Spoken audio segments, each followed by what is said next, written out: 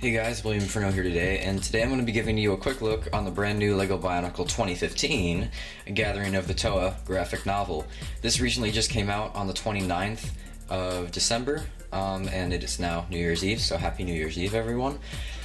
I'm just going to be quickly going over this because there's actually not as much to talk about as I would have hoped, but let's just take a look at it. Honestly, I really love the new artwork style, and if I just turn to the first few pages, you get a glimpse of the artwork, and it's phenomenal. I really do love this artwork style, and the whole entire comic in general. It was really good. The first part of the comic actually is really nice too. It gives you just a very nice look at the prophecy of heroes that Akimu whispered to them in his lifeless body. And I won't read it to you, but if you want to pause it and you want to read it, that's fine with me.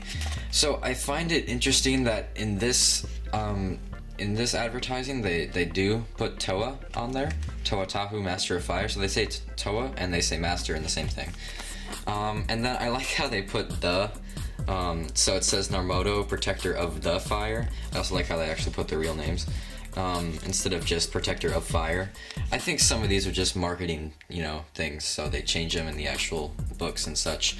But I think the only one where this thing makes sense is the Jungle, Vizuna, Protector of the Jungle. I think that makes sense because in marketing, it just sounds weird. And then up here, it doesn't say the Jungle, it just says Liwa, Master of Jungle. And it just sounds kind of weird, but what are you gonna do? And then, of course, we have the Mask of Creation and all that. So this book is basically just a retell of the first wave of 2015.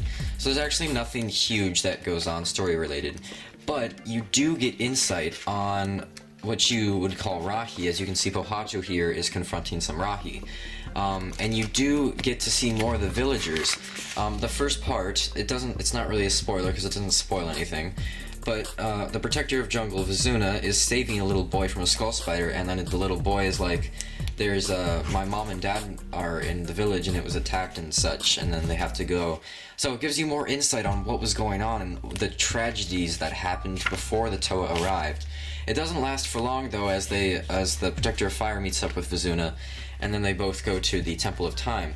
It is notable that there is kind of a tie-in with the chapter book where you know how Nilku was helping Bingzak, and so he wasn't at the Temple of Time at the exact time the others were.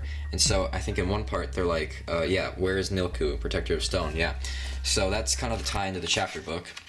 But I really like how the Toa arrive. As you can see here, the first one that arrives is Onua, and you see that they have sentries, which we already knew, but it's nice to see them in full glory. It's nice to see the scenery and everything, and that is actually the Vahi, the Mask of Time. So I don't know, maybe they didn't have anything else to draw, but that is the Mask of Time. And then I love how Onua comes up of the shadows and then just starts smashing stuff down. So it's really, really nice. In Kopaka's part is also another interesting part. He actually slips twice and never says the I didn't slip part, which is kind of disappointing. But as you can see here, they go to like a little city area where Akimu and Makuta statues lie. And I really like how they drew Makuta. He looks phenomenal, and I really do like how they drew how it all happened.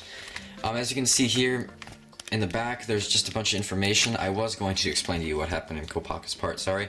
In Kopaka's part, he does actually mention not having a memory a lot, so it brings up the mystery again of what are the Toa's memories? What were the origins of these Toa? And so that is actually a mystery that I'm really interested in. I won't spoil some of this stuff for you, but it talks about the Temple of Time and the Mask of Time. It talks about the Great Crater. It talks about a lot of interesting stuff that we didn't really get before. It talks about the Protectors, the Mask Makers, the Battle for Power. As you can see here, this is a really nice... I don't like how they made the shoulder pads like orange on Akimu. That does not make sense at all. But Makuta, the set we're definitely going to get at some point is going to be red in like a Metru red, or Metru red in like a black, but I'm not sure. That just looks really cool. And then we get just more information on the Protectors, and then more information on heroes. I bet a lot of you are going to get really mad that it says heroes and not Toa. You get some information about the Lord of Skull Spiders. Really like how they drew him in this book. He just looks a little fat. I think that's the only gripe I have with him. Talks about the different types of skull spiders. And then it actually does talk about how Akimu crafted the masks of power. And I did not know this beforehand, but the protectors hid the masks in places. They're like tests for the Toa. So the protectors actually found the masks and could have given the Toa the masks, but to train the Toa well, they are actually the ones who hid the golden masks of power in their shrines. So I thought that was really interesting. And I was solving this code last night, and I realized that I could actually begin to read this. Like, it has reference to English, and I know some of you are like, what the heck? That makes no sense, William Furno. But if you can kind of see it, this word says unite. And I know that you guys probably can't see it that well, because this does not look like an N, but this looks like a U. This sort of gives me the vibe of the E. This sort of gives me the vibe of the T. And so this actually says unite and battle, I think, for the I don't remember this part. The Mask of Creation. Unite and battle for the Mask of Creation. That's what it says. I solved it last night. But I can kind of start to see the language after I discovered that. Like, then this starts to look like creation to me, and this starts to look like mask. Just, I don't know. I get a weird vibe. Anyway, this is a really good graphic novel. It gives us a lot of depth into Akodo. It does retell the story, but it retells it from different points of view. As you can see, we get animals, we get the mystery, we get just scenery and statues and the past, and it falls down sometimes when you're in your review studio. But it's a really nice book, and I really would recommend picking it up. It's just what we needed.